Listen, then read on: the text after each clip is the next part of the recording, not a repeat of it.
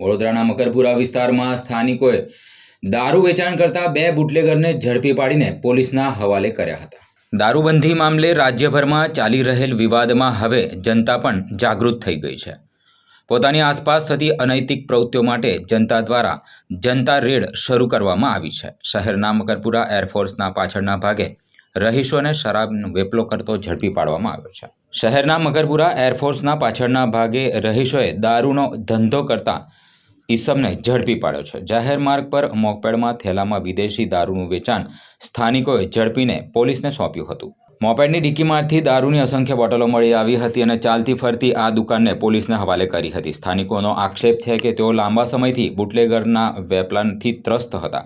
સ્થાનિકો દ્વારા એમ પણ જણાવવામાં આવ્યું હતું કે અવાવરા રોડ પર જઈને બુટલેગર ડિલિવરી કરવા માટે ગ્રાહકોને ત્યાં બોલાવતો હતો। જનતા જો દારૂનો વેપલો ઝડપીને આપી શકતી હોય તો પોલીસ શું કરે છે તેમ જનતા દ્વારા સવાલો ઉઠાવવામાં આવ્યા છે।